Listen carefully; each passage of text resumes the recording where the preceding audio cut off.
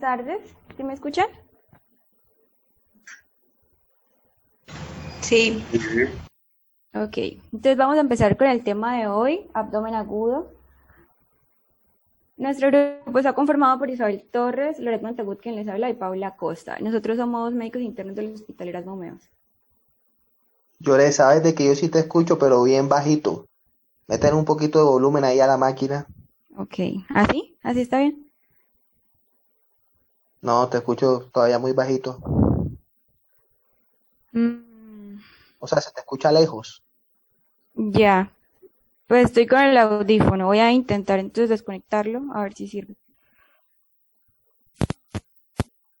De pronto, así, ¿me escuchan bien? No, yo creo que se te escuchaba mejor antes. Lloré del Mar. Ah, Bueno, dale, Lloret. Empieza a ver qué es lo que vamos a ver hoy. Abdomen agudo, perfecto. sí, ya. Voy a hablar más durito entonces. Eso. Bueno, Métele cañaña. entonces, listo. Entonces, el abdomen agudo es un síndrome doloroso que evoluciona de un proceso abdominal continuo provocado por un proceso patológico que lleva un compromiso tanto local como sistémico, con una característica importante que es una instauración aguda. Y se debe tomar una decisión inmediata para resolverlo. Se considera que, pues, como había dicho anteriormente, debe ser desarrollado en un tiempo abrupto, entonces debe ser menor de 48 horas o alguna literatura considera que puede ser menor de 7 días, pero reagudizado. El síntoma cardinal es el dolor abdominal, siendo el 100% de la causa por lo cual los pacientes consultan el servicio de urgencias, pero menos de la mitad de los pacientes con dolor abdominal tienen un cuadro quirúrgico.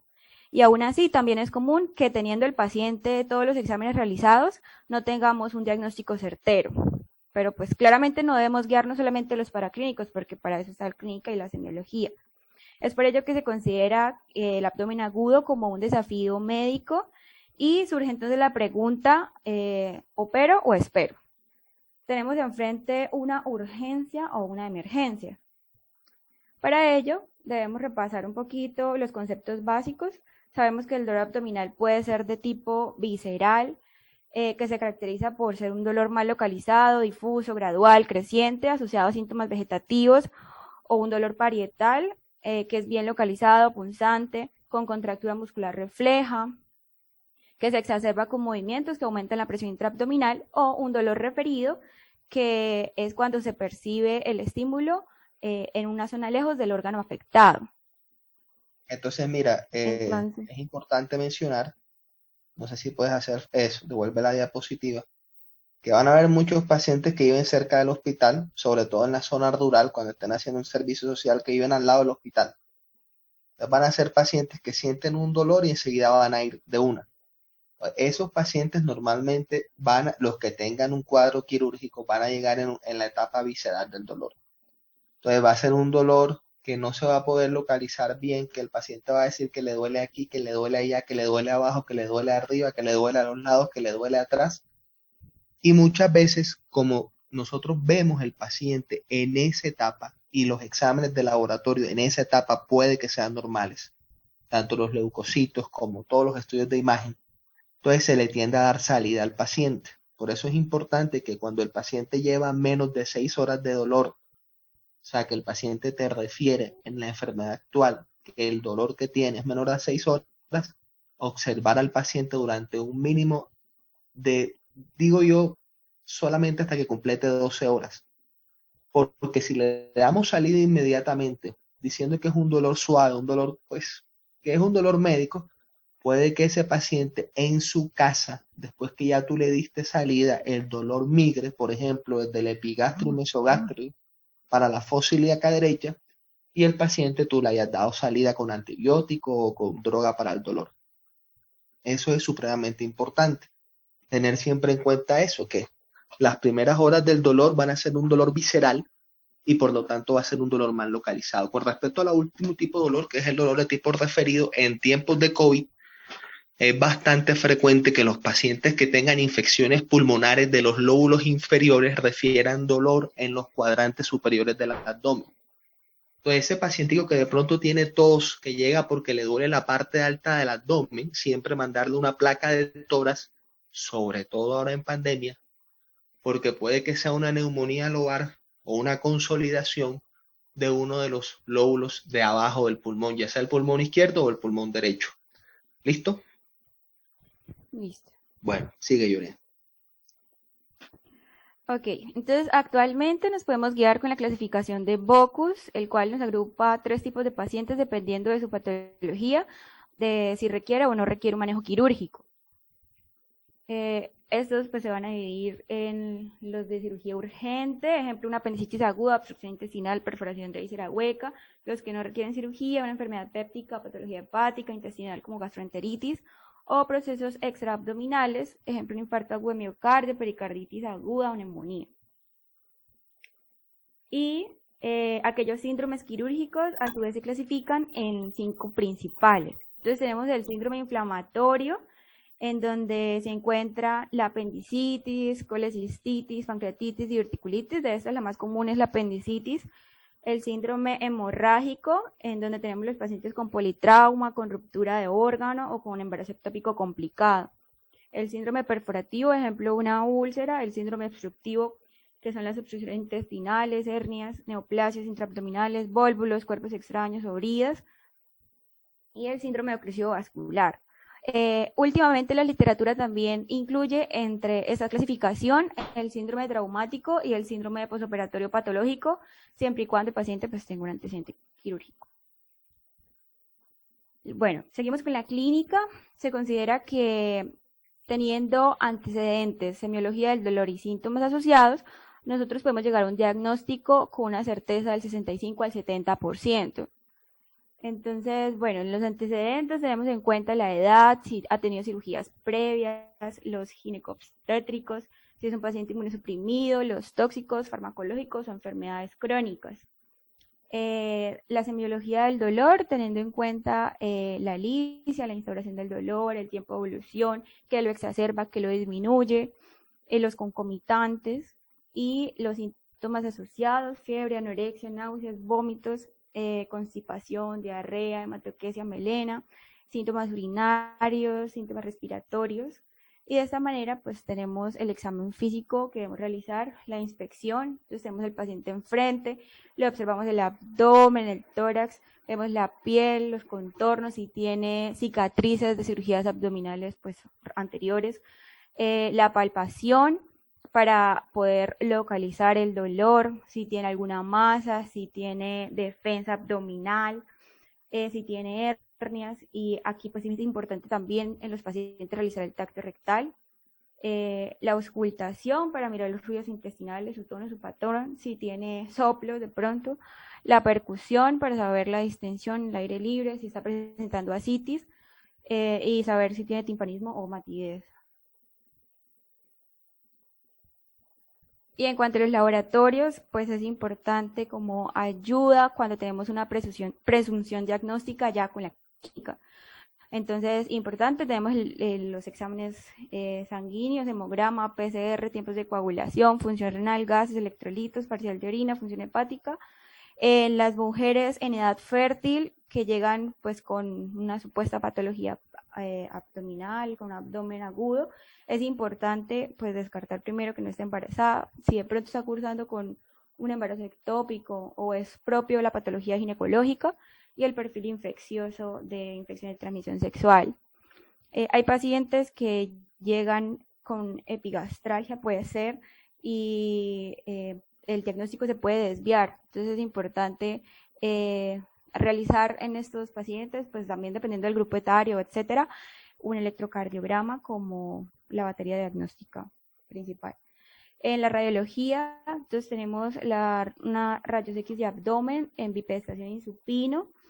De esa manera podemos detectar cuando, ejemplo, hay un neumoperitoneo en trauma abdominal, una radiografía de tórax PA y lateral, los exámenes de tipo de ecografía abdominal, donde tenemos sospecha de colecciones, patología biliar, procesos inflamatorios. Y aquí es importante también, digamos que conocer un poquito más sobre el protocolo del EFAST y la tomografía computarizada cuando los anteriores no son concluyentes, que tienen una alta sensibilidad y especificidad, pero pues no son como de primera línea.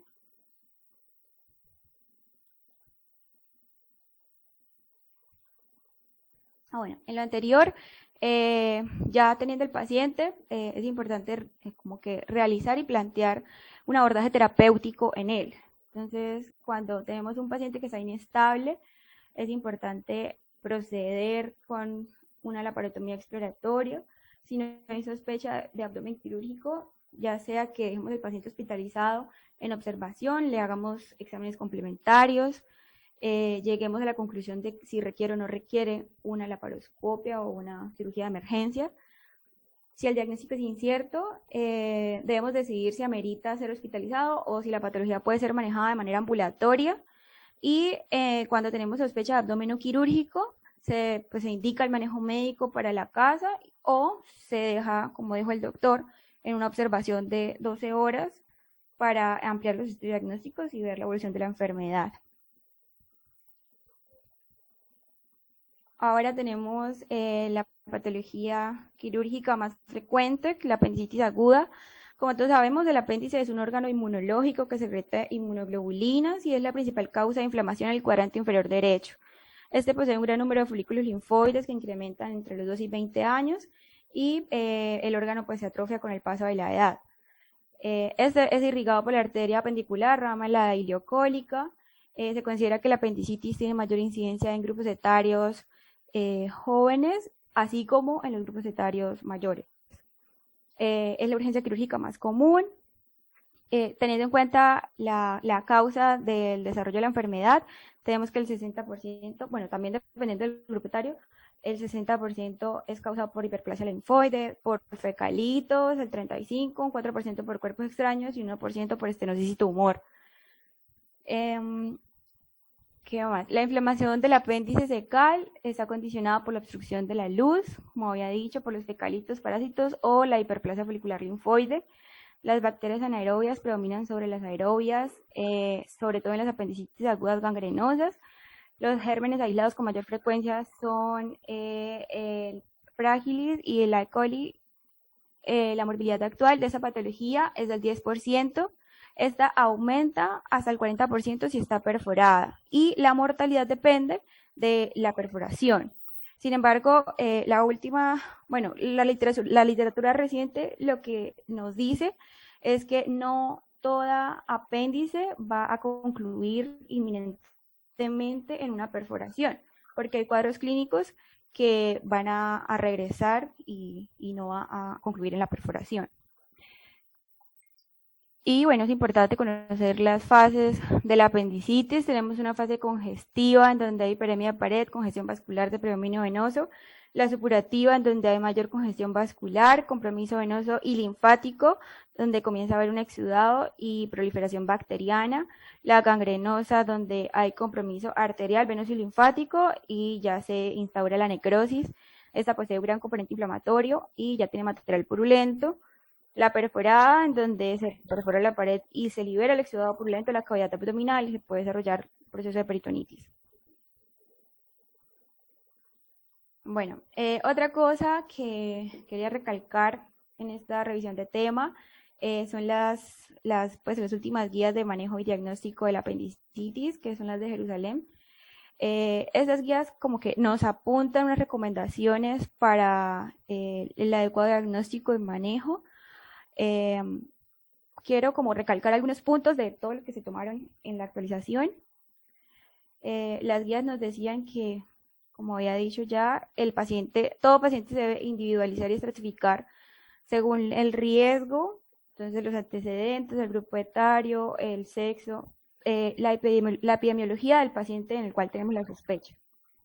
Que los scores clínicos para el diagnóstico nos ayudan para la exclusión y para identificar los riesgos, que en ejemplo en los pediátricos no solamente se debe guiar con un score clínico, sino que es importante en ellos siempre tener los parámetros de laboratorio, principalmente recalcan sobre el uso de la PCR, que sea mayor de 10 miligramos litro y el recuento de glóbulos blancos mayor de 18.000, además de usar imagenología. Consideran también que un paciente que tenga alto riesgo, según los SCORE, ejemplo que tenga un Alvarado, que sea entre 9 y 10, que sea menor de 40 años, ese paciente no necesita ningún tipo de ayuda diagnóstica de tipo de imagen, porque puede ser directamente, o sea, se diagnostica y puede ser directamente llevado a un manejo quirúrgico. ¿Qué otra cosa? Que la apendicitis aguda no complicada se recomienda hacer la laparoscopia, que pues es el manejo quirúrgico recomendado en menos de 24 horas. Y si es complicada, se debe realizar en un plazo menor de 8 horas. Que recomiendan la laparoscópica sobre la cirugía abierta y que el manejo ambulatorio posoperatorio en una apendicitis no complicada pues es como el más certero, en vez de dejar al paciente hospitalizado después de la cirugía.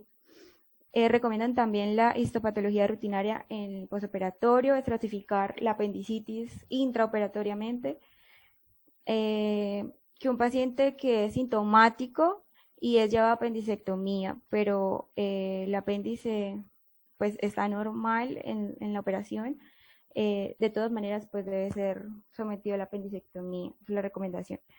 Y en cuanto a los antibióticos, que pues es discutido, la recomendación es que sea usada una única dosis preoperatoria de un antibiótico de amplio espectro y solamente en los posoperatorios de apendicitis complicada se deben pues dar manejo antibiótico.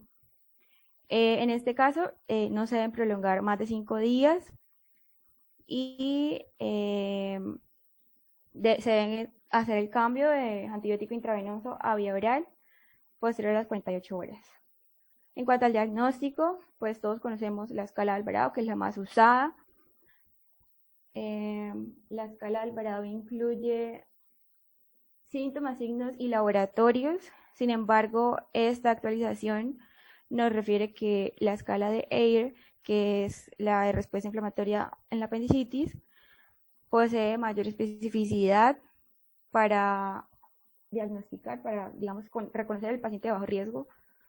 Entonces, pues aquí les coloco la comparación entre la escala de Alvarado y la escala de Ayer, a tener en cuenta.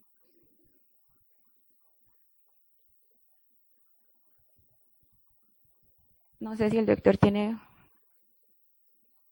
algo por decir. Bueno, Yore, muy bien, te felicito. Lo hiciste bastante bien. Me gustó eso que dijiste sobre las últimas clasificaciones. Dame un segundito. Ya. Una de las cosas que hay que anotar es que con respecto a la leucocitosis, es que así los leucocitos estén normales, lo cual es poco frecuente en la apendicitis aguda, el paciente puede tener apendicitis. Es decir, vas a tener pacientes que son los que realmente representan un problema médico-legal, tanto para el médico general como el de urgencia, es que van a haber pacientes que tengan cuadros inflamatorios apendiculares y que los leucocitos van a ser normales. Es más, con respecto a los estudios de imagen, sobre todo en las mujeres, cuando haya duda diagnóstica, van a haber pacientes que tengan apendicitis y la ecografía va a dar normal. Por eso dicen que la apendicitis sigue siendo, a pesar de todas las ayudas que han aparecido, un diagnóstico clínico. En los países industrializados, cuando hay dudas con respecto al diagnóstico de apendicitis y hay la posibilidad de ordenar un TAC de abdomen, se ordena un TAC de abdomen con doble contraste, el cual hacen inmediatamente, a diferencia en Colombia, donde el TAC se puede demorar 1 o 2 días en hacerse. Y ahí en el TAC sí es una prueba 100% fidedigna para saber si el paciente tiene o no apendicitis, porque tú puedes ver el apéndice. En la tomografía se puede ver el apéndice, a diferencia de los otros estudios de imagen como la ecografía, donde tú no ves el apéndice, sino que simplemente lees el reporte de la ecografía. Entonces, siempre pues es importante que el diagnóstico se hace con la clínica. Un dolor en el cuadrante inferior derecho, siempre se debe descartar la apendicitis aguda. Bueno, muy bien, Yolette, te felicito, lo hiciste excelente. Sigue la siguiente compañera. Me dijeron que sigue Paula, ¿verdad? Sí, señor. Bueno, Bueno, Paula. listo. Bueno, cuanto a la diverticulitis aguda, entonces, bueno, la enfermedad diverticular del colon es una entidad frecuente relacionada con factores como la dieta, pobre en fibra y la edad. Bueno, esta es consistente en la aparición de protrusiones de la mucosa cólica como pseudodivertículos en la zona de mayor debilidad de la pared intestinal. Bueno, aunque puede afectar también lo que es todo el colon, son más frecuentes en el sigma debido pues a las mayores presiones endoluminales de este cemento. Bueno, su prevalencia aumenta con la edad, oscilando pues entre el 5% a los 40 años, el 30% a los 60 y el 65% a los 85 años. Bueno, el 70% pues, de los pacientes con divertículos no desarrollarán lo que son complicaciones y un 15 a un 25%, pues estos presentarán una diverticulitis aguda. Entre un 5 y un 15%, una hemorragia diverticular. Siguiente, por favor. Bueno, listo. En cuanto a la clínica, entonces, pues todo depende de la gravedad de la perforación y la respuesta del organismo. Bueno, la mayoría se limitan a una inflamación de la pared, quedando pues la perforación cubierta por la grasa epiploica. Bueno, un 25% presentarán lo que son complicaciones, pues incluyendo lo que son abscesos pericólicos o lo que son a distancias, como fístulas en órganos vecinos, estenosis y obstrucción. Bueno, eh, bueno, a ver, este, es de intensidad moderada y esta suele llevarse pues varios días y de evolución cuando pues el enfermo consulta. Cuando pues la diverticulitis afecta al colon derecho o a una asa redundante del cima, pues el dolor puede simular a una apendicitis. En cuanto a los laboratorios, entonces el 65% de la diverticulitis cursan con leucocitosis y su ausencia pues no excluye el diagnóstico. Puede aparecer piuria estéril cuando pues el proceso inflamatorio afecta lo que es la vejiga, como un flemón pélvico. Y la aparición de flora colónica sugiere lo que es una fístula colovesical. Bueno, en cuanto a imágenes, entonces en la rayo X de abdomen puede aparecer lo que son signos de obstrucción intestinal o aire libre que pues no son específicos de diverticulitis.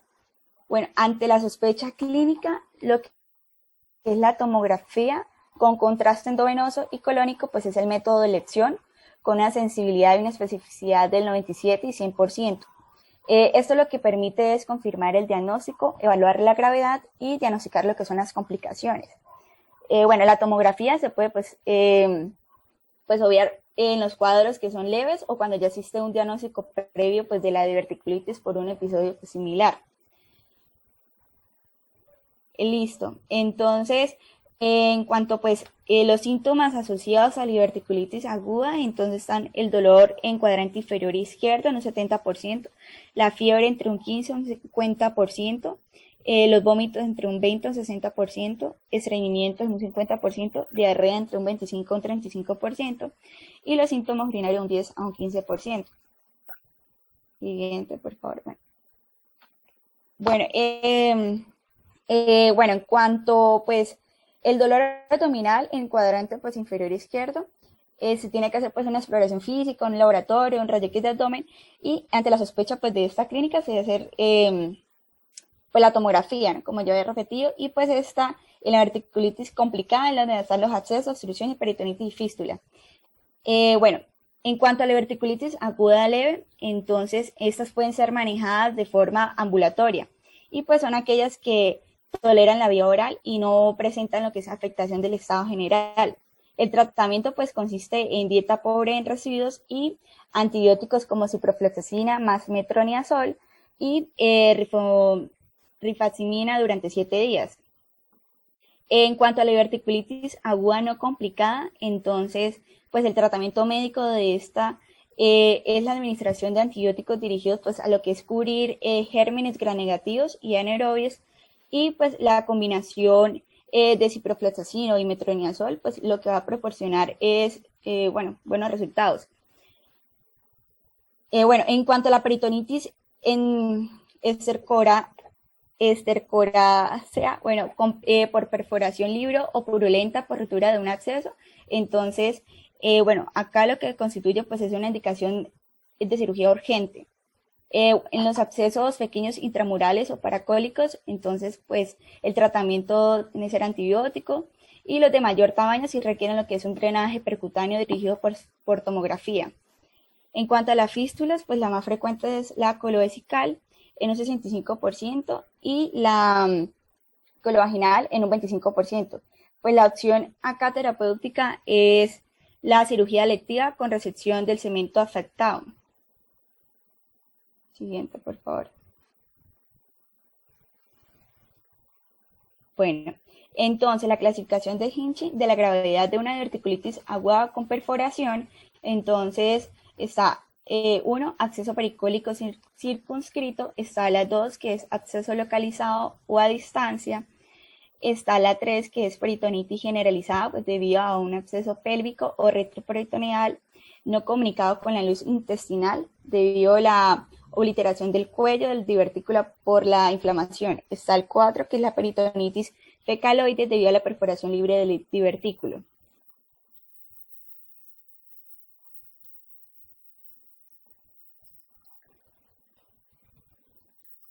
Bueno, listo. En cuanto al tratamiento, entonces, bueno, si es leve, se va a hacer un tratamiento ambulatorio. Bueno, en cuanto a si es grave, entonces, si tiene que hacer la tomografía, entonces, si está diverticulitis no complicada, entonces el tratamiento va a ser médico. La respuesta en 48 horas. Si, pues, si es bien, entonces se hace una colonoscopia ambulatoria, y si no, entonces se hace lo que es reevaluar tomografía, una ecografía y una colonoscopia. En cuanto a la diverticulitis complicada, entonces se hace, bueno, en cuanto a la peritonitis y la obstrucción, entonces se va a hacer una cirugía urgente. En el acceso se va a hacer un tratamiento médico con drenaje percutáneo. En cuanto a la fístula, se va a hacer una cirugía electiva. Y en cuanto a la, bueno,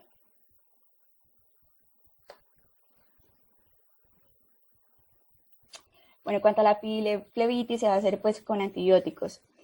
Bueno, en las opciones del tratamiento, pues, con antibióticos empíricos, entonces las monoterapias están ampicilina, sulbactam, 3 gramos cada 6 horas, piperacilina, taxobactam, 4,5 gramos cada 6 horas. En cuanto a la terapia combinada, entonces se va a hacer cefalosporina de tercera generación, como está la ceftriaxona, 1 gramo cada 24 horas, más metronidazol, 500 miligramos IV cada 8 horas. Bueno, en cuanto a las pautas alternativas, entonces está la fluoroquinolona. Como ejemplos están pues la ciprofloxacina, 400 miligramos IV cada 12 horas. En cuanto a la monoterapia con un carbapenem, entonces está el minipenem, 500 miligramos cada 6 horas, meropenem 1 gramo cada 8 horas y ertapenem lo que es 1 gramo cada 24 horas. Bueno, te quería comentar con respecto al tratamiento antibiótico. Siempre cuando uno tiene una diverticulitis complicada, normalmente por una colección, y la colección está localizada en un solo cuadrante, se mira si el paciente no está taquicárdico, si de pronto no está séptico. Es posible solicitar una interconsulta por radiología intervencionista para que le realice un drenaje percutáneo al paciente. En ese drenaje percutáneo se toma una muestra de líquido, y ese líquido se manda a cultivo, y el cultivo te dice si es sensible o no a los antibióticos que tú le estás dando. Y con base en ese cultivo es que tú continúas el manejo del paciente. Dale. Listo, siguiente. Bueno, listo. En cuanto a la oclusión intestinal, entonces esta se define pues como la interrupción de la progresión del contenido intestinal debido pues al cierre mecánico de su luz. Esta puede ser completa cuando la dificultad para la progresión del tránsito es total o parcial, cuando al menos una parte del tránsito pues persista a pesar de lo que pues dificulta. Cuando la oclusión compromete lo que es la vascularización del intestino, se habla de la estrangulación. Listo, pues la oclusión constituye alrededor del 15% de los ingresos hospitalarios por dolor abdominal, y pues es una causa significativa de mortalidad hospitalaria. Bueno, el pronóstico de este síndrome pues va a depender primordialmente de la causa que lo produce y pues si viene determinada en gran medida por su localización. Bueno, la oclusión del intestino pues delgado suele producirse por una causa benigna, siendo pues la causa más frecuente las adherencias secundarias a una laparotomía previa y las hernias, pues especialmente están las inguinales. Y por el contrario están las causas más frecuentes de oclusión cólica, que es el cáncer de colon, seguido de los bulbos de ciego o sigmas de las estenosis diverticulares.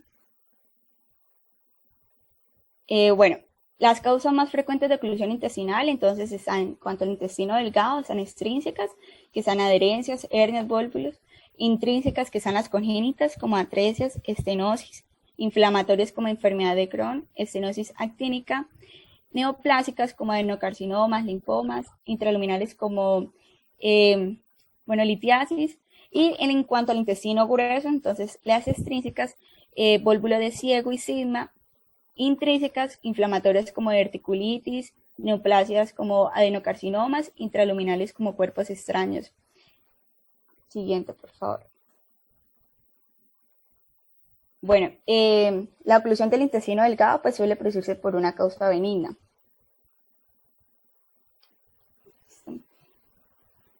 Bueno, el contenido intestinal retenido por delante del punto de oclusión, pues es causa de lo que es de distensión, secuestro de líquidos, depresión electrolítica sistémica, sobrecrecimiento bacteriano intestinal y compromiso vascular como isquemia, necrosis y perforación. En cuanto al diagnóstico, entonces los síntomas más frecuentes son dolor abdominal, náuseas, vómito, dificultad para la emisión de heces y gases. En cuanto a la exploración, entonces el paciente va a tener distensión, dolor a la presión, alteración de los ruidos intestinales. Cuanto a imaginológico, entonces se va a observar dilatación de las heces intestinales y niveles hidroaéreos, y las imágenes radiográficas pues ofrecen un diagnóstico etiológico.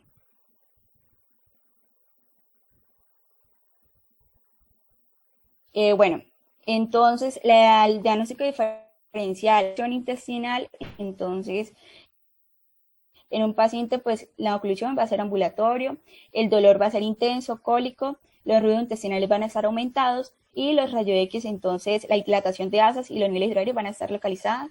En cuanto a la pseudooclusión, entonces el paciente va a estar hospitalizado, el dolor va a estar moderado, continuo, y los ruidos intestinales van a estar disminuidos. En cuanto a los rayos X, entonces la dilatación de asas va a estar generalizada y los niveles hidroaéreos van a ser escasos o ausentes. En cuanto a la isquemia o perforación, son deterioro general, fiebre alta, dolor continuo, pues en lugar de cólico y signos peritoneales. En los laboratorios, pues suele encontrar lo que son leucocitosis con neutrofilia y pues en raras ocasiones se encuentra lo que es acidosis metabólica. Se puede encontrar lo que es la existencia de neumoperitoneo, pues que en situación de isquemia se debe indicar lo que es una tomografía de abdomen. En cuanto a la oclusión próxima, la localización distal va a predominar la distensión y el estreñimiento, y en cuanto a la radiología puede ser valiosa de ayuda pues en este contexto. En cuanto a la oclusión completa, entonces los síntomas pues más frecuentes son el dolor más intenso y pues el cierre intestinal. En cuanto al tránsito intestinal o la tomografía pues del abdomen, ambos con contrastes hidrosolubles son pruebas útiles para el diagnóstico de su oclusión. En cuanto, al tratamiento, entonces debe mantenerse pues adecuadamente la hidratación, la perfusión y lo que es el equilibrio electrolítico y ácido base. En pacientes con sospecha pues de isquemia o perforación, pues se debe administrar lo que es antibicoterapia de amplio espectro y colocar lo que es una sonda nasogástrica con el propósito pues de descomprimir lo que es el estómago y aliviar lo que son las náuseas y los vómitos.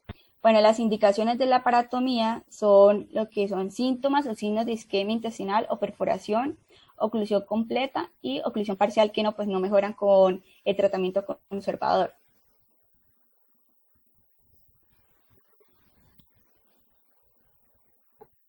El siguiente. Bueno, algunas situaciones que requieren o permiten lo que son el tratamiento específico, entonces son el vólvulo de Sigma y pues el cáncer de colon. Bueno, entonces en cuanto a la oclusión parcial, y bueno, la isquemia de perforación y la oclusión completa, entonces, cuanto a la oclusión parcial, si hay mejoría, se debe evaluar lo que es la etiología y aplicar lo que es el tratamiento específico. Si no hay mejoría, se va a hacer una laparotomía en cuanto también a la isquemia y perforación. Si hay una oclusión completa, también se va a hacer la laparotomía. Siguiente. Bueno, en la isquemia intestinal, pues entonces esta es la condición pues clínica que aparece cuando el flujo sanguíneo del territorio mesentérico resulta insuficiente para satisfacer lo que son los requerimientos del intestino. Tiene un 5% de mortalidad hospitalaria y pues la arteria mesentérica superior y la arteria mesentérica inferior lo que proporcionan es la mayor parte del flujo sanguíneo del tracto gastrointestinal. Bueno, entonces están lo que es arterias celíaca, que esta irriga lo que es el hígado, el estómago, parte del páncreas y la porción más proximal del duodeno. En cuanto a la vena porta, esta conduce a lo que es la sangre procedente de la vena esplénica y la vena mesentérica superior. En cuanto a la arteria mesentérica superior, esta arteria, cuyo diámetro es similar a la arteria celíaca, lo que es, irriga la parte distal del duodeno y el intestino delgado. En cuanto a la arteria mesentérica inferior, su diámetro pues es inferior y lo que proporciona es el soporte vascular al colon distal. Siguiente. Bueno, listo. En la clasificación de la isquemia intestinal, entonces se encuentra lo que es la isquemia mesentérica aguda y en esta pues es el déficit de aporte sanguíneo pues dependiente de la arteria mesentérica superior y esto lo que va a afectar pues al intestino delgado y el colon derecho. En cuanto a la isquemia mesentérica crónica, esta aparece cuando pues, el curso de la digestión ocurre una manifiesta pues, desproporción entre las demandas de oxígeno en el intestino y el flujo proporcionado por el sistema vascular. Y en cuanto a la colitis isquémica, entonces esta surge cuando el colon se ve transitoriamente privado del flujo vascular. Siguiente. Bueno, está lo que son embolia de la arteria mesentérica superior y esta, el 50% pues, de los episodios, cuando el embolo se aloja pues, por encima de la bifurcación de la arteria ileocólica, se utiliza pues, lo que es el término embolia mayor. Y por debajo de esta bifurcación o en cualquiera pues, de las ramas distales se habla pues, de lo que es una embolia menor. En cuanto a la trombosis de la arteria mesentérica superior, entonces esta suele ocurrir en los 2 centímetros proximales al origen de una rama arterial importante y sus efectos pues suelen ser devastadores al afectar lo que es el duodeno hasta el colon transverso. En cuanto pues a la insuficiencia vascular mesentérica no oclusiva, esta surge como consecuencia de la vasoconstrucción esplánica y la trombosis venosa mesentérica. Esta pues incluye otra variante, lo que es aguda, representa el 10% de los casos. Siguiente. Bueno, en cuanto a el diagnóstico de la isquemia mesentérica aguda, entonces, esta es una condición del déficit de aporte sanguíneo que pues, depende de la arteria mesentérica superior y esta afecta lo que es el intestino delgado o el colon derecho. Los síntomas y los signos pues, más frecuentes son los signos peritoneales, leucocitosis con desviación al lado izquierdo, elevación de la fosfatasa alcalina, LDH y amilasa, la asistencia a acidosis metabólica y la presencia de un hilio en el rayo X que simple abdomen, pues que eso no constituye lo que es un buen presagio. Siguiente. En cuanto a las claves que permiten pues incrementar el índice de sospecha clínica y los procedimientos, entonces el dolor pues abdominal agudo de intensidad extrema, sin signos peritoneales en sus fases iniciales, solo pues cuando la oclusión se prolonga durante horas, pues aparece lo que es un vasoespasmo, que pues a agravar la hipoxia conduce lo que es a la necrosis ganglionosa con peritonitis. Bueno, en cuanto a el dolor, bueno, en cuanto a la sospecha, debería pues incrementarse en cualquiera de estos escenarios, lo que son la presencia de una enfermedad cardiovascular, el antecedente de un estado de hipercoagulabilidad, el paciente con arteriosclerosis, pues la presencia de dolor abdominal postprandial en el curso de las semanas o meses presentes deberían pues despertar la sospecha de una trombosis mesentérica.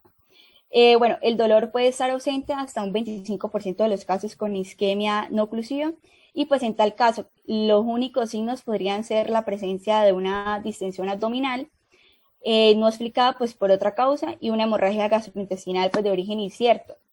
En los pacientes ancianos, pues el cuadro clínico puede estar enmascarado por un estado de confusión mental que pues hace difícil lo que es la interpretación semiológica. Siguiente. Bueno, listo. Pues en ausencia de signos peritoneales, entonces pues la angiografía ofrece lo que es una alta sensibilidad para diagnosticar lo que son las formas de la arteria arteriales. Pues. Y el procedimiento está contraindicado pues en presencia de shock o insuficiencia renal. Y pues si el paciente presenta lo que es inestabilidad hemodinámica o signos claros de peritonitis, pues es preferible optar pues por la opción de la parotomía Doppler y angioresonancia magnética. Siguiente. Bueno, en cuanto a los factores de riesgos para el desarrollo de la isquemia mesentérica aguda, entonces está arterial, como la embolia mesentérica, que están arritmias cardíacas, cateterismo, cardioversión, está la trombosis mesentérica, como arteriosclerosis, vasculitis, enfermedades trombogénicas, y en las isquemias mesentéricas no oclusivas, entonces están lo que son arritmias, insuficiencias cardíacas, infarto de miocardio reciente, así, sepsis grave, y cuanto venosas, entonces están las primarias y secundarias. Las primeras en 30% están deficiencia de proteína C, trombocitosis, neoplasias, anticonceptivos orales, embarazos, y en cuanto a las secundarias, que en un 60% están procesos sépticos intraabdominales como apendicitis, diverticulitis, colangitis, están también la pancreatitis aguda y crónica, enfermedad inflamatoria intestinal, entre otros. Siguiente.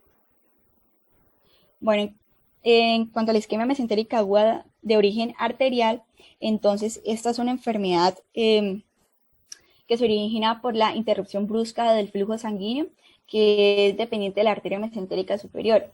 Y estas se van a encontrar lo que son las formas arteriales como la embolia de la arteria mesentérica superior, la trombosis de la arteria mesentérica superior y la isquemia mesentérica no oclusiva.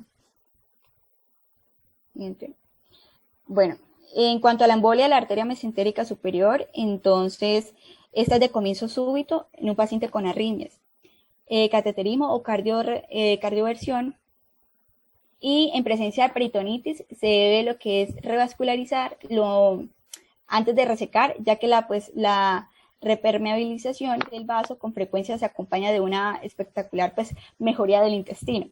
Y en cuanto a la ausencia del peritonitis, entonces está agentes trombolíticos que tienen mayor probabilidad del éxito y descoagulación sistémica con heparina 4. Siguiente. Siguiente, por favor. Bueno, entonces la trombosis de la arteria mesentérica superior, en estas lo que van a afectar a pacientes de edad avanzada,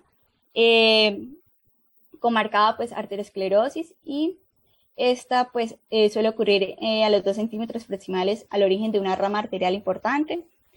Y en cuanto a la presencia de peritonitis, entonces la paratomía con la doble finalidad de efectuar la revascularización.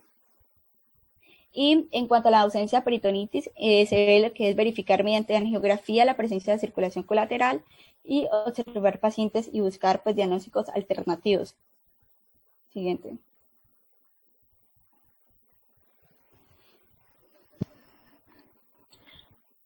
Bueno, en la trombosis venosa mesentérica hay 3 variantes, es aguda, subaguda y crónica. En la forma aguda puede comportarse clínicamente como una isquemia mesentérica aguda de origen arterial. Su sintomatología puede variar según el estadio evolutivo.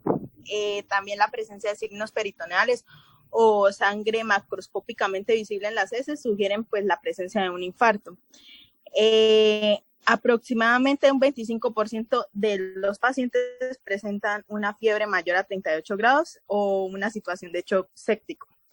En las formas subagudas, el trombo pues se desarrolla en la superficie, rápido como para provocar síntomas, pero lento como para permitir el desarrollo colateral que impiden el desarrollo de gangrena.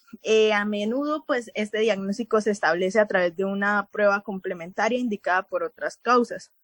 Las formas crónicas, más que todo, suelen ser indoloras y a menudo, pues, se descubren accidentalmente cuando está cursando otra enfermedad o cuando hay una hemorragia digestiva por varices esofágicas.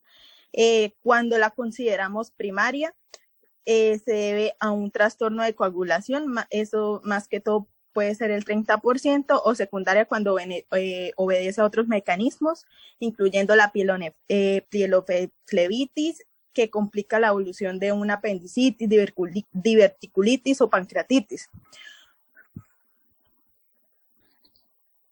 O la propia hipertensión portal, que pues, no, atrás. O pues la propia hipertensión portal por sí sola pues pueden constituir un factor de riesgo de trombosis.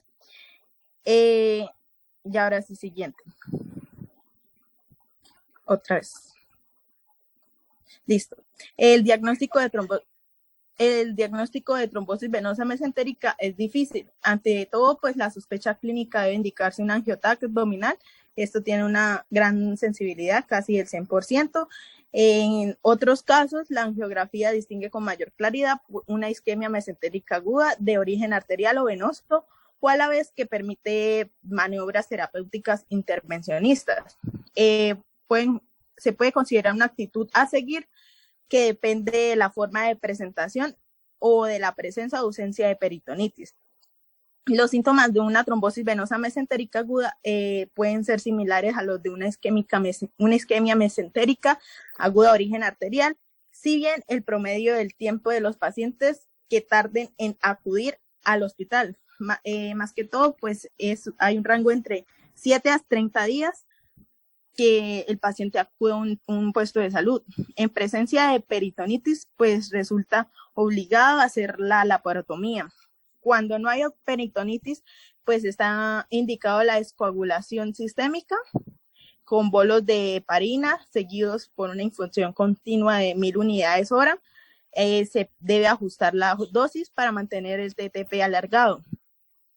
Estas pautas pues se mantienen durante 7 a 14 días, iniciando pues posteriormente la administración de cumarínicos. Se ha preconizado el uso de agentes trombolíticos. En los casos que son asintomáticos pueden recomendarse la descoagulación sistémica, manteniendo pues por un intervalo de 3 a 6 meses o la abstención terapéutica. No existen estudios controlados que puedan permitir la sustentación. ¿Cuál es la mejor opción?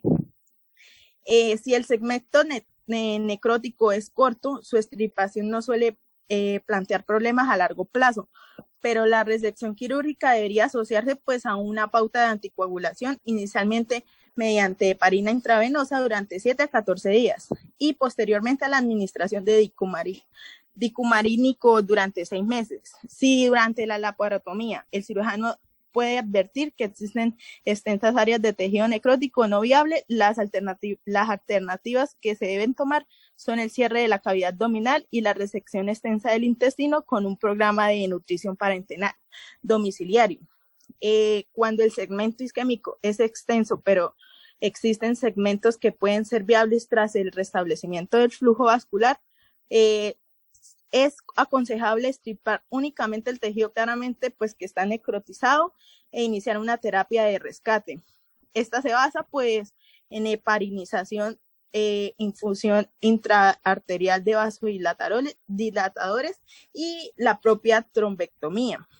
En un segundo tiempo se puede revisar de nuevo la viabilidad del intestino remanente y procediendo a la extirpación de las áreas que ya evidentemente están necrotizadas. El uso de agentes trombolíticos ha demostrado su utilidad únicamente en casos aislados, por lo que actualmente se debe considerar en fase experimental. No está aún en uso. Siguiente. Siguiente. Otra vez. Bueno, como pueden ver, las causas secundarias son las que más se presentan, que son gastroenteritis agudas, neoplasias, procesos inflamatorios como la apendicitis, diverticulitis. Ya en las primarias que están en un 30%, pues son neoplasias, embarazos, esplenectomía, deficiencia de proteína S. Siguiente.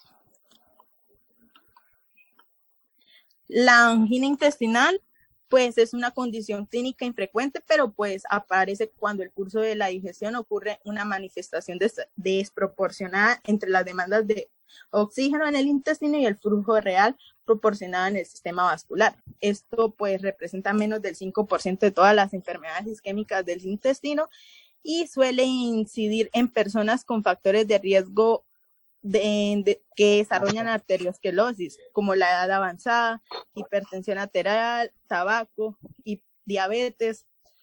Estos pacientes pues desarrollan un cuadro clínico característico que se ha denominado como angina intestinal o abdominal, también por la aparición de dolor que puede aparecer precozmente después de que se hace la ingesta.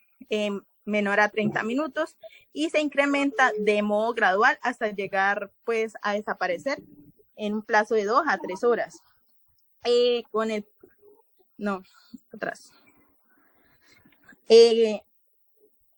Cuando ya esto está en fases avanzadas o crónicas, el dolor siempre va a ser postprandial y pues conduce a una situación de citofobia eso va a explicar el adelgazamiento progresivo de los pacientes. Y puede el dolor llegar a hacerse continuo y persistente, y esto pues no es una señal inequívoca de que el infarto intestinal está próximo. Siguiente. Bueno, otra vez. Listo. El síntoma cardinal de la angina intestinal es el dolor abdominal postprandial. Existen otras condiciones clínicas que cursan con sintomatologías similares. El diagnóstico tiene 3 criterios. Una clínica compatible, una demostración de obstrucción de los vasos esplénicos y la exclusión de otras entidades que cursan con dolor postprandial. Esto incluye pues básicamente la úlcera gastroduodenal con signos de penetración visceral, los cálculos biliares, las pancreatitis crónicas y el cáncer de páncreas. Con una RX simple de abdomen puede mostrar pues calcificaciones en el área pancreática con un rasgo característico de pancreatitis crónica. Con un examen endoscópico del tracto digestivo superior y una exploración con ecografía o TAC o resonancia pueden ser necesarios pues excluir una úlcera gastroduodenal, colelitiasis o el cáncer de páncreas. Con el Doppler y el TAC pues, o la angioresonancia, pues va a haber una alta fiabilidad para el diagnóstico de estenosis cercanas al origen del tronco celíaco o a la arteria mesentérica superior. La angiografía se recomienda en aquellos casos en los cuales los resultados de las pruebas no invasivas sean equívocas o se requiera intervención terapéutica. La cirugía, cuando ya el paciente llega a una cirugía de revascularización, así durante décadas, pues el método más utilizado, los procedimientos incluyen el bypass mediante injerto realizado por vía retrógrada o anterógrada y las implantaciones de la arteria mesentérica superior en la aorta abdominal y la endarterectomía mesentérica transarterial y transaórtica. Estos resultados pues varían en función del tipo de procedimiento utilizado, el número de vasos revascularizados y la posibilidad de llevar a cabo a otras intervenciones. Aunque esto tiene una mortalidad que se sitúa pues debajo del 10% y el éxito terapéutico va a ser del 90%. La angioplastia percutánea transluminal pues ha sido utilizada para repermeabilizar los vasos ocluidos. La tasa de éxito evaluada en términos de alivio sintomático oscila pues entre un 63 y un 100%. Y esta tiene una muy baja mortabilidad. Siguiente.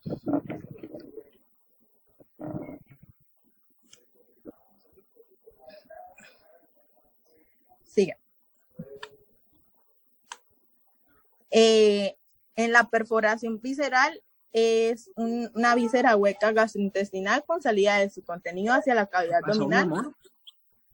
Es una verdadera urgencia, aunque pues no es infrecuente que esta complicación sea la primera manifestación de una úlcera una úlcera gastroduodenal. Esto más que todo es asociado al consumo de AINES. También puede ser la consecuencia final de muchas de las causas de dolor abdominal agudo, incluyendo pues a fenómenos de inflamación visceral como apendicitis o oclusión intestinal como los vólvulos del sigma o isquemia intestinal como una embolia mesentérica. A veces, a pesar de los avances diagnósticos, farmacológicos y quirúrgicos, la perforación sigue teniendo una mortalidad de casi el 50%.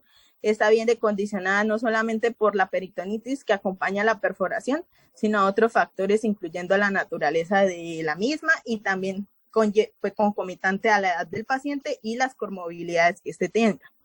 El derrame del contenido gastrointestinal en la cavidad abdominal pues condiciona la aparición de peritonitis y abscesos, y también depende del grado de contaminación. Esto varía también la localización, en el tamaño y la duración de la perforación.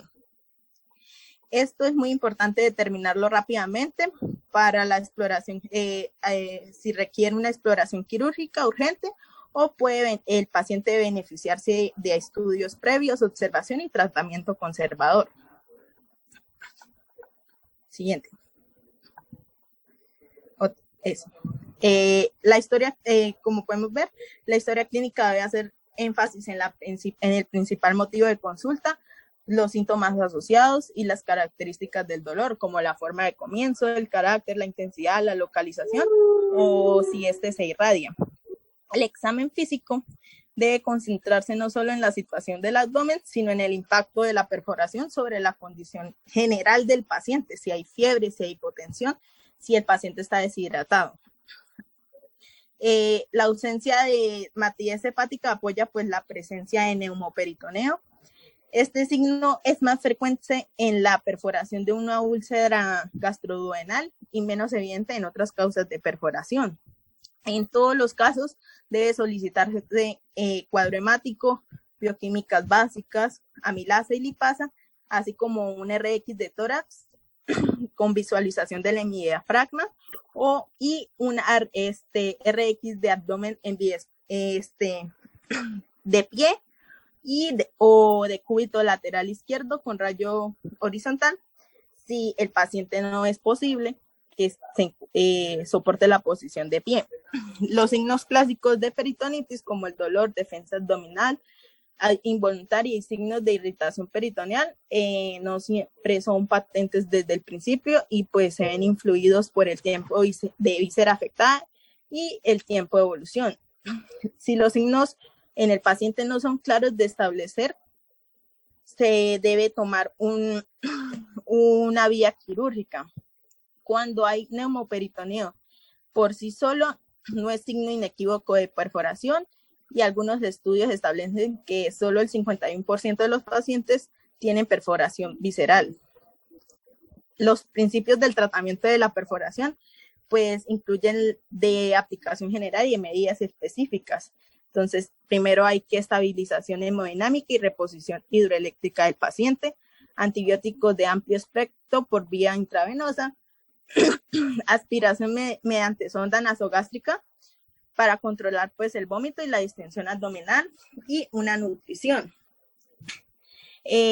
La decisión de practicar tratamiento médico conservador o quirúrgico dependerá pues de la condición general del paciente, del tiempo que ya haya transcurrido, la localización y la magnitud de la perforación. Cuando se toma el tratamiento conservador, solo es justificado en dos situaciones: cuando el diagnóstico se ha realizado varios días después del accidente y en las microperforaciones gástricas, duodenales o de porción del retroperitoneo sin signos peritoneales. En estos casos, pues el epiplón ya se sella de forma espontánea de las pequeñas fugas. El tratamiento quirúrgico pues incluye los siguientes objetivos, como el control y el contenido de la estructura perforada, evacuación de la contaminación intraperitoneal, drenaje de los abscesos, desviación del tejido necrótico y restituir la anatomía funcional. Siguiente.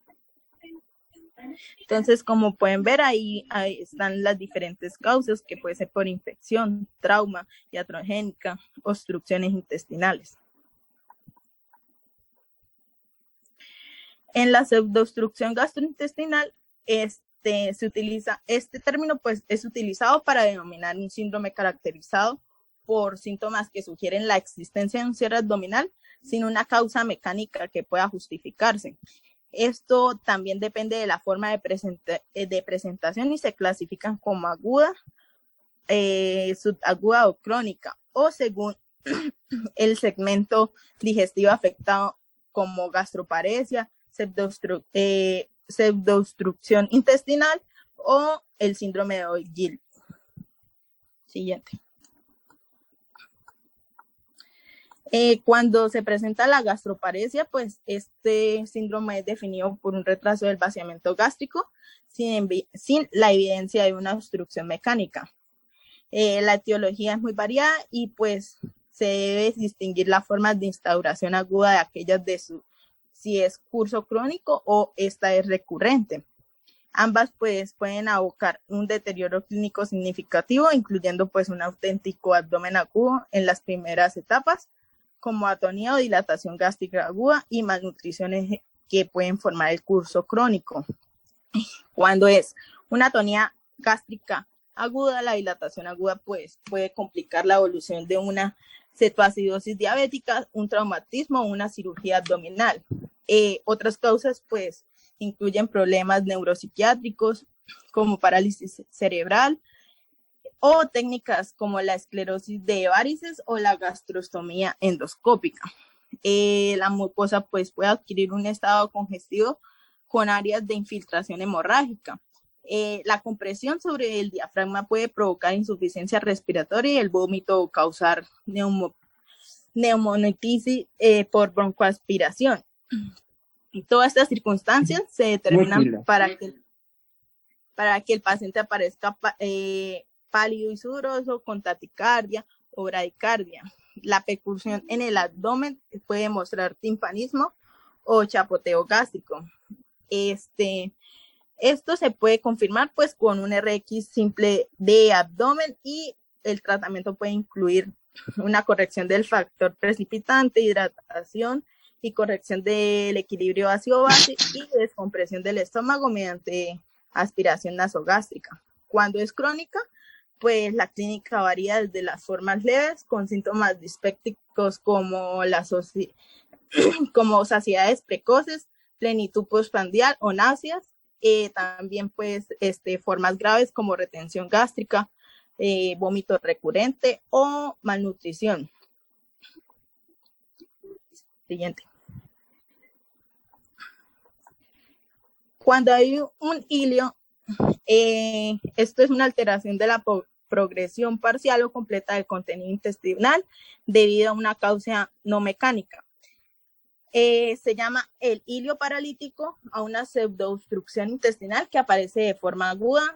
Sus causas pueden ser muy diversas. El diagnóstico se establece ante la clínica que lo sugiere y la presencia en la exploración abdominal de distensión, timpanismo y ausencia de ruidos. La radiografía simple de abdomen, pues se observa la dilatación de las asas del intestino delgado y la presencia del gas en el colon, hasta la ampolla rectal. Existe un antecedente próximo de cirugía abdominal en los pacientes más que todo. Este es un antecedente recurrente.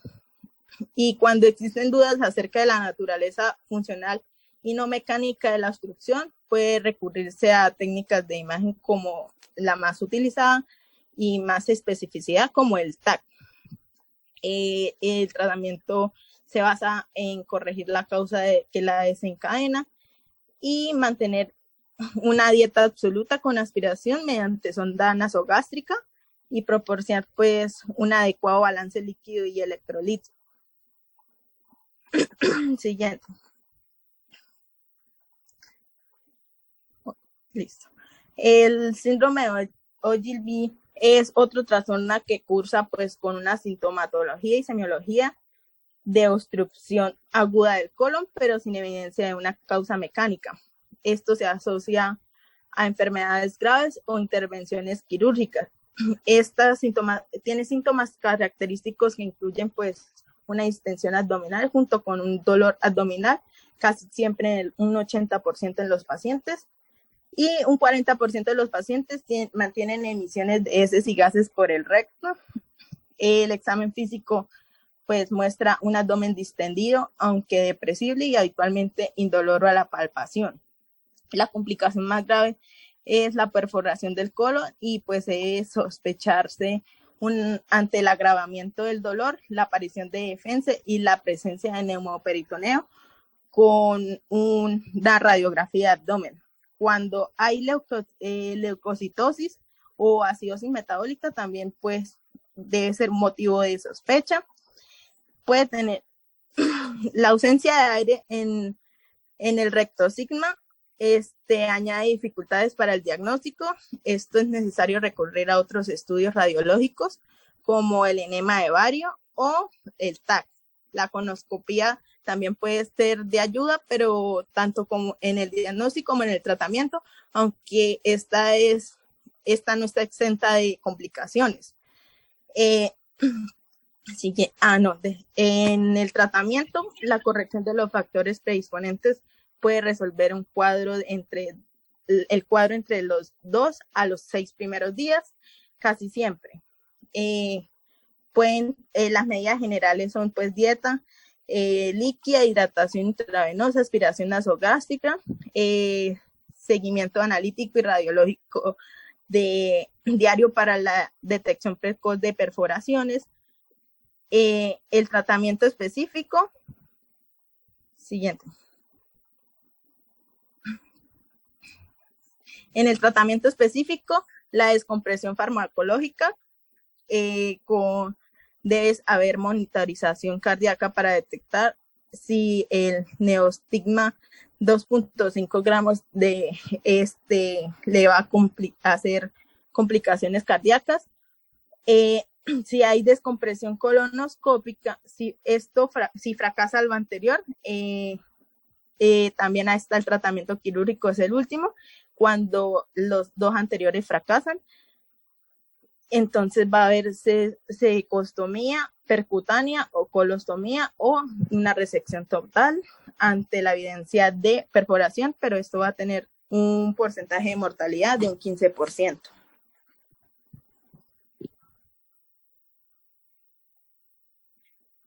Y aquí podemos ver pues las causas de las gastroparesias y los factores que predisponen el desarrollo de una pseudoobstrucción aguda del colon.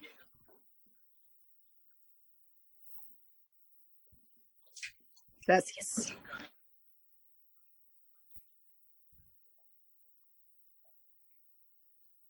Bueno, muy bien, Isabel, te felicito a todas las compañeras, a Lloret, a Paula, lo hicieron excelente, bastante buena la exposición y bueno, pues tienen una buena nota, ¿oyeron? Doy las gracias a todos los asistentes, a los estudiantes de la Universidad de Pamplona que empiezan hoy la inducción de cirugía general y a los médicos internos, último semestre ya de medicina. ¿Listo? Les deseo un excelente día, que Dios los bendiga y bueno, las felicito porque lo hicieron muy bien. Mando un abrazo a todos. Cuídense mucho. Gracias, doctor. Gracias, doc. Gracias, doctor. Bueno, que estén bien. Nos vemos mañana. Listo, doctor, hasta luego. Bueno, chaito.